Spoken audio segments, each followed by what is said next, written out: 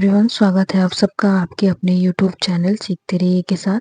तो आज की जो हमारी क्लास है करंट अफेयर बेस्ड है। तो हमारे जो आने वाले एग्ज़ाम्स में बहुत ही इम्पोर्टेंट हो सकती हैं। तो चलिए फिर स्टार्ट करते हैं अपनी क्लास को। और स्टार्ट करने से पहले अगर आप चैनल पे नए हैं तो चैनल को सब्सक्राइब करें। तो चलिए स्टार्ट करते हैं। ओके। हमारा जो आज का पहला क्वेश्चन है, क्वेश्चन नंबर 1, वो कह रहा है कि राष्ट्रीय युवा पुरस्कार 2025 किस संस्था को दिया गया है? Which organization was conferred the national youth award 2025? तो इसका जो राइट आंसर होगा वो होगा option number B, let's be the change को। जो कि ये संस्था जो है हाल ही में लेट्स बी द चेंज संस्था को minister of youth affairs and sports Mansukh Laxman bhai Mandaviya द्वारा नेशनल यूथ अवार्ड 2025 से सम्मानित किया गया है। ओके, इसके कुछ की पॉइंट्स को और देख लेते हैं। जैसे ये इस बार यह अवार्ड 22 लोगों को दिया गया है और यह 2021 और 22 और 2022 और 23 के लिए दिए गए हैं। और यह अवार्ड इंडिविजुअल या व्यक्तिगत श्रेणी और ऑर्गेनाइजेशन कैटेगरी जिसे संगठनात्मक श्रेणी में दिया जाता है। ठीक है, ये ध्यान रखने की बात है कि ये 2 कैटेगरी में इस अवार्ड को दिया जाता है। और जिस इंडिविजुअल कैटेगरी में दिया जाता है उसमें मेडल सर्टिफिकेट और 1 लाख रुपए की धनराशि दी जाती है। और ऑर्गेनाइजेशनल कैटेगरी में मेडल सर्टिफिकेट और 3 लाख रुपए तक की राशि दी जाती है। ओके, देन आगे बढ़ेंगे। यहाँ है लेट्स बी द चेंज।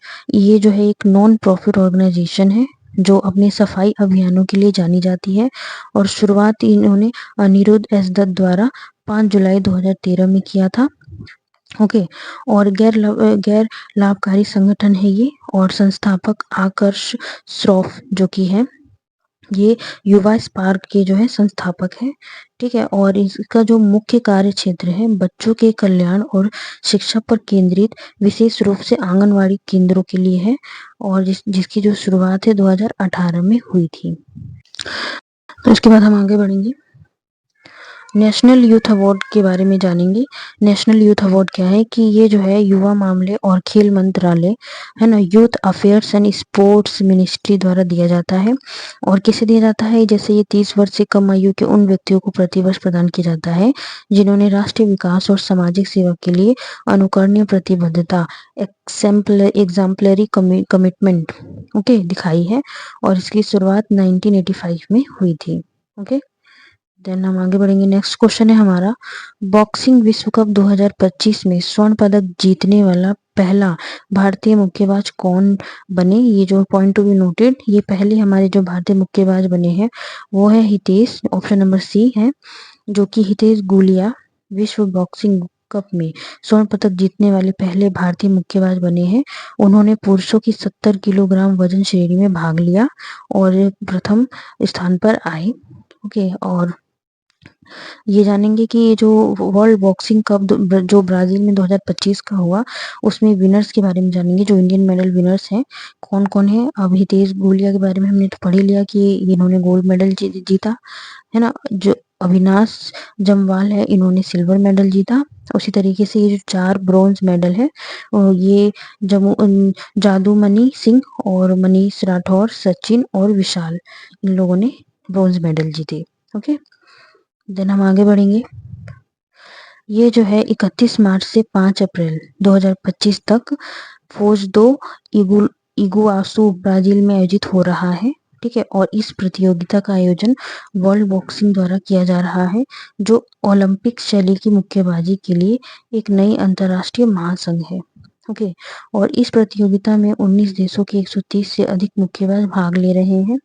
और भारत की तरफ से 10 बॉक्सर हिस्सा ले रहे हैं जिनका नेतृत्व एशियन गेम्स ब्रोंज मेडल विजेता जो रहे हैं नरेंद्र भरवाल कर रहे हैं। ओके, और पुरुष और महिला दोनों के लिए प्रतियोगिताएं आयोजित की जाएंगी, लेकिन इस बार जो भारत ने केवल पुरुष मुक्केबाजों को ही भेजा है। ओके, ये ध्यान रखने की बात है। आगे बढ़ेंगे। तो हमारी जो भी मेंस कैटेगरी में जो भी जितने भी मेडल्स मिले हैं, उनमें अगर कंट्री देखी जाए तो जैसे उज़्बेकिस्तान फर्स्ट है, इंडिया सेकंड और ब्राज़ील थर्ड है। तो उज़्बेकिस्तान ने 5 गोल्ड, 1 सिल्वर और 1 ब्रॉन्ज़ मेडल जीता, टोटल 7 मेडल जीते। जबकि इंडिया ने 1 गोल्ड, 1 सिल्वर, 4 जो है ब्रॉन्ज़ जीते, टोटल 6 हो गए। और इसी तरीके से ब्राज़ील ने 2 गोल्ड, 2 सिल्वर और 1 ब्रॉन्ज़ जीता, जो कि टोटल 5 हो गया। ओके, देन आगे बढ़ेंगे। इसके बारे में और जानेंगे कि यह पहली बार होगा जब भारतीय मुक्केबाज विश्व मुक्केबाजी वर्ल्ड बॉक्सिंग द्वारा पेश किए गए नए भार वर्गों में अंतर्राष्ट्रीय स्तर पर प्रतिस्पर्धा करेंगे। तो ये फर्स्ट टाइम ऐसा हुआ। ओके, इसको ध्यान रखने की बात है। ओके, और वर्ल्ड बॉक्सिंग के बारे में जानेंगे। तो वर्ल्ड बॉक्सिंग जो ये है, ये एमेच्योर बॉक्सिंग को विनियमित करने वाला एक अंतर्राष्ट्रीय खेल संगठन है, जिसकी स्थापना जो है 13 अप्रैल 2023 को हुई और जिसके जो मेंबर है 84 मेंबर्स हैं और इसका जो हेडक्वार्टर है वो स्विट्जरलैंड में है। इसके जो प्रेसिडेंट है Boris van der Vorst. Okay, और इंटरनेशनल ओलंपिक कमेटी से इसे मान्यता प्राप्त है। ओके, देन हम आगे बढ़ेंगे। अगला क्वेश्चन है कि प्रधानमंत्री नरेंद्र मोदी को मित्र विभूषण पुरस्कार से किस देश द्वारा प्रदान किया गया है? किस देश के द्वारा इन्हें ये पुरस्कार प्रदान किया गया है? तो इसका जो राइट आंसर होगा हमारा होगा Sri Lanka. Okay, option number C. तो इन्होंने जो है श्रीलंका में प्रधानमंत्री नरेंद्र मोदी को प्रेसिडेंट अनुरा द्वारा मित्र विभूषण अवार्ड से सम्मानित किया गया है। Okay, option number C Sri Lanka right answer है। देन हम आगे बढ़ेंगे। इसके बारे में जानेंगे कि ये मित्र विभूषण जो है ये क्यों दिया जाता है, किसके लिए दिया जाता है। यह गैर नागरिकों के लिए सर्वोच्च श्रीलंकाई सम्मान है जो श्रीलंका द्वारा दिया जाता है और जिसके जो राष्ट्रीय अध्यक्ष है और सरकार अध्यक्ष हेड्स ऑफ गवर्नमेंट को दिया जाता है, जिनके साथ श्रीलंका के मैत्रीपूर्ण संबंध हैं। ओके, और 2008 में इस अवार्ड की स्थापना हुई थी और हाल ही में पीएम मोदी को मैच्योरिटीज का सर्वोच्च सम्मान the grand commander of the order of the star and की ऑफ द इंडियन ओशन और बारबाडोस का honorary order of freedom of Barbados भी दिया गया था। फिर उसके बाद हम आगे बढ़ेंगे और देखेंगे कि प्रधानमंत्री को अन्य अवार्ड भी मिले हैं कई देशों से। उनकी उनकी पूरी लिस्ट यहाँ पे दी गई है। ओके, तो जैसे ये companion of the order of Fiji, ये फिजी द्वारा दिया गया है 2023 में। ओके, इसी तरीके से अन्य अवार्ड भी हैं जो जिसे आप स्क्रीनशॉट ले सकते हैं और देख सकते हैं। ओके, देन हम आगे बढ़ेंगे। हमारा अगला क्वेश्चन है, क्वेश्चन नंबर 4 है कि हाल ही में यूनसुक योल का महाभियोग किया गया, वे किस देश के राष्ट्रपति थे? तो इसका जो राइट आंसर होगा वो ऑप्शन नंबर सी होगा कि दक्षिण कोरिया के थे, है ना। और इन्हें हाल ही में साउथ कोरियन प्रेसिडेंट यूनसुक योल को कोर्ट ने इम्पैक्ट कर दिया है। ओके, और इनके बारे में हम जानेंगे क्यों हटाया गया इनको। क्योंकि दिसंबर 2024 में विपक्षी दलों पर राष्ट्र विरोधी गतिविधियों का आरोप लगाते हुए संसद और अन्य सरकारी संस्थानों ने सैनिकों को तैनात किया था और देश में मार्शल लॉ लगा दिया था, जिससे न्यायालय ने सर्वसम्मति से निर्णय लिया कि यून ने अपने संवैधानिक कर्तव्यों का उल्लंघन किया है, जिससे उन्हें पद से हटाया गया। और अब साउथ कोरिया के संविधान के अनुसार अगले 60 दिनों में नया राष्ट्रपति चुना जाएगा और साउथ कोरिया के प्राइम मिनिस्टर हैन डक सू कार्यवाहक राष्ट्रपति होंगे अभी। ओके, देन हम आगे बढ़ेंगे। साउथ कोरिया के बारे में अगर हम कुछ बातें जाने तो ये जो है ना ईस्ट एशिया में एक देश है जिसकी कैपिटल है सियोल और करेंसी है साउथ कोरियन वॉन और प्रेसिडेंट और अभी यहाँ के प्राइम मिनिस्टर जो है हैंडक सू है और ये अभी कार्यवाहक प्रेसिडेंट है कुछ दिनों के लिए जब तक कि नए प्रेसिडेंट चुने ना जाए। ओके, देन हम आगे बढ़ेंगे। क्वेश्चन नंबर 5 है खेलो इंडिया यूथ गेम 2025 का आयोजन मई में किस राज्य में किया जाएगा? तो इसका जो राइट आंसर होगा वो होगा ऑप्शन नंबर सी बिहार में। और इसके बारे में जानेंगे कि खेलो इंडिया यूथ गेम्स 2025 का आयोजन बिहार में किया जाएगा। यह 4 से 15 मई तक किया जाएगा। ओके,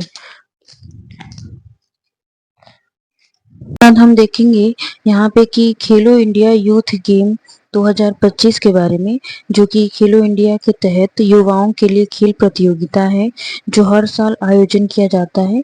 और पहली बार इसकी जो शुरुआत हुई थी वो 2018 में हुई थी, जो 2 श्रेणियों में आयोजित किया गया था, अंडर 17 वर्ष स्कूली छात्र और अंडर 21 कॉलेज छात्रों के लिए। और पिछला जो संस्करण हुआ था वो 2024 में तमिलनाडु में हुआ था, जिसमें जो पहला स्थान था वो महाराष्ट्र का था, दूसरा स्थान तमिलनाडु और तीसरा स्थान हरियाणा का था। ओके, देन हम आगे बढ़ेंगे। अब जैसे खेलो इंडिया के बारे में हम देख लेंगे। भारत सरकार की एक ये प्रमुख पहल है जिसका शुभारंभ 2018 में नई दिल्ली में खेलो इंडिया स्कूल गेम्स, अब खेलो इंडिया युवा खेल के साथ हुआ। और इसका जो उद्देश्य है देश में खेल संस्कृति को बढ़ाना और खिलाड़ियों को प्रोत्साहित करना है। और खेलो इंडिया कार्यक्रम के अंतर्गत विभिन्न खेल प्रतियोगिताओं का आयोजन किया जाता है। ओके, जैसे इसमें है खेलो इंडिया यूथ गेम्स 2018 में पहली बार हुआ, खेलो इंडिया यूनिवर्सिटी गेम 2020 में पहली बार हुआ, खेलो इंडिया विंटर गेम्स ये 2020 में पहली बार हुआ, खेलो इंडिया पारा गेम्स ये 2023 में पहली बार हुआ। ओके, देन हम आगे बढ़ेंगे। हमारा आज का क्वेश्चन नंबर 6 है, अप्रैल 2025 में बिम्स्टेक का अगली 2 वर्षों के लिए अध्यक्ष कौन सा देश बना है? तो इसका जो है राइट आंसर होगा ऑप्शन नंबर सी, बांग्लादेश, जो कि बांग्लादेश को बिम्स्टेक का अगली 2 वर्ष के लिए अध्यक्ष बनाया गया है। यह फैसला छठे बिम्स्टेक शिखर सम्मेलन के दौरान लिया गया और छठे बिम्स्टेक का आयोजन बैंकॉक थाईलैंड में किया गया है। ओके, देन हम आगे बढ़ेंगे। जो इसका 5th समिट का जो आयोजन था वो 30 मार्च 2022 को श्रीलंका के कोलंबो द्वारा होस्ट की गई थी। यह एक वर्चुअल मीटिंग थी और ये जो बिम्स्टेक है इसकी स्थापना 6 जून 1997 में हुई, जिसका मुख्यालय बांग्लादेश ढाका में है। और इसके सदस्य देश 7 हैं, जैसे बांग्लादेश, भूटान, भारत, म्यांमार, नेपाल, श्रीलंका और थाईलैंड। इसके 7 देश हैं। ये 7 देश में से आपके ऑप्शंस में नाम पूछ सकता है, तो इसको नोट करने के लिए बहुत ज़रूरी है। ओके, और वर्तमान अध्यक्ष जो है बांग्लादेश को बनाया गया है, जबकि इससे पूर्व का जो अध्यक्ष था वो थाईलैंड को बनाया गया था। और वर्तमान महासचिव जिसे सेक्रेटरी जनरल कहते हैं 2023 से भारत है। और पहला जो सबमिट हुआ था वो 31 जुलाई 2004 को हुआ था, जो कि बैंकॉक के थाईलैंड में हुआ था। ओके, देन हम आगे बढ़ेंगे। क्वेश्चन नंबर 7 है, विकास और शांति के लिए अंतर्राष्ट्रीय खेल दिवस का हर साल कब मनाया जाता है?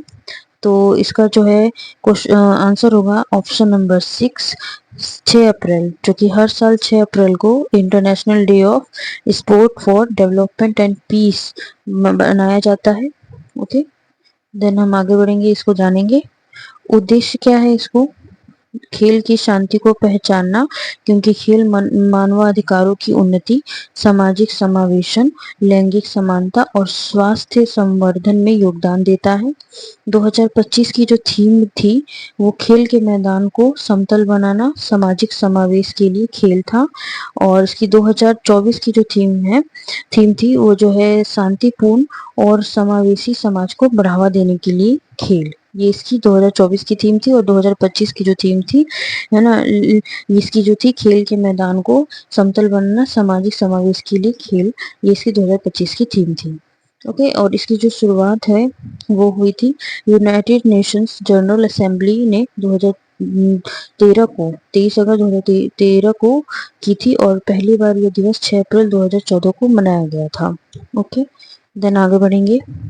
अब जैसे यूएन द्वारा कुछ इम्पोर्टेंट डेट हैं जो कि सेलिब्रेट किए जाते हैं। अब जैसे 27 जनवरी को इंटरनेशनल होलोकॉस्ट रिमेम्बरेंस डे मनाया जाता है। 21 फरवरी को जैसे इंटरनेशनल मदर लैंग्वेज डे मनाया जाता है। 8 मार्च को जैसे कि हम सबको पता है इंटरनेशनल वुमेंस डे मनाया जाता है। 22 मार्च वर्ल्ड वाटर डे मनाया जाता है। 3 मई वर्ल्ड प्रेस फ्रीडम डे मनाया जाता है और 5 जून वर्ल्ड एनवायरनमेंट डे और 12 अगस्त को इंटरनेशनल यूथ डे मनाया जाता है। ओके, देन आगे बढ़ेंगे। अब हम यूनाइटेड नेशन के बारे में अगर जानेंगे तो ये यूनाइटेड नेशन एक संयुक्त राष्ट्र का एक अंतर सरकारी संगठन है जिसका जो है उद्देश्य है वैश्विक शांति और सुरक्षा बनाए रखना, देशों के बीच मित्रतापूर्ण संबंधों को बढ़ावा देना है, जिसका मुख्यालय न्यूयॉर्क शहर में है जो कि अमेरिका में है, संयुक्त राज्य अमेरिका में है। और इसकी जो स्थापना है 24 अक्टूबर 1945 में हुई और वर्तमान सदस्य 2024 तक 193 संप्रभु इसके राज्य सदस्य हैं। ओके, अगला है हमारा क्वेश्चन नंबर 8।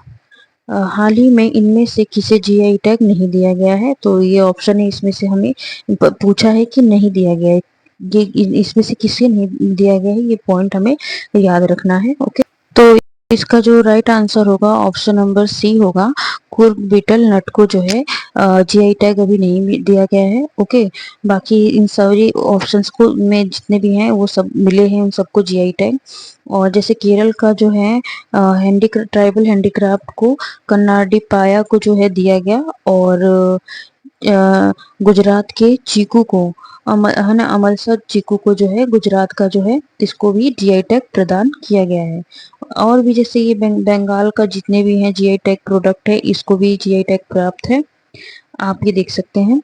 ओके, और एक जीआई टैग का एक जो है प्रमाणिक पत्र होता है, एक तरीके का एक सर्टिफिकेट होता है जो किसी विशिष्ट भौगोलिक स्थान से उत्पन्न उत्पादों को मान्यता देता है तथा उस क्षेत्र के लिए उनके अद्वितीय गुणों, प्रतिष्ठा या विशेषताओं को जिम्मेदार ठहराता है। और यहाँ पे आपको ये लिस्ट दी गई है, आप एक बार इसको देख सकते हैं।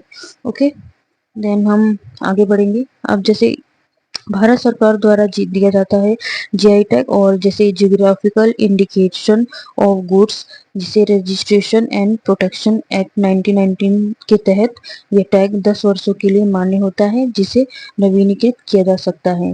ओके, और जो ये पहला जीआई टैग मिला है वो दार्जिलिंग के टी को मिला है। देन हम अगला क्वेश्चन देखेंगे। क्वेश्चन नंबर 9 है, अंतर्राष्ट्रीय आपराधिक न्यायालय आईसीसी से बाहर निकलने वाला यूरोपीय संघ का पहला देश कौन बना है? ओके, क्वेश्चन नंबर 9 है हमारा, तो जिसका राइट आंसर है ऑप्शन नंबर सी, हंगरी, इसका जो है राइट आंसर होगा। ओके, देन हम आगे बढ़ेंगे। जो ये इंटरनेशनल क्रिमिनल कोर्ट है यह एक इंटर गवर्नमेंटल ऑर्गेनाइजेशन है जो कि इंटरनेशनल लेवल पर कोर्ट का काम करता है, और यह द हेग नीदरलैंड में स्थित है, और जिसकी स्थापना 1 जुलाई 2002 में हुई।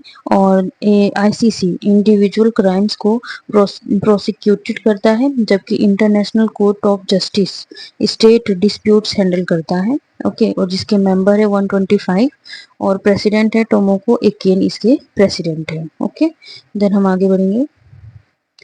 आज का जो है क्वेश्चन नंबर 10 है, लास्ट ये है, हाल ही में उद्घाटन किया गया पंबन पुल किस राज्य में स्थित है? तो इसका जो राइट आंसर होगा option number A, Tamil Nadu. Okay,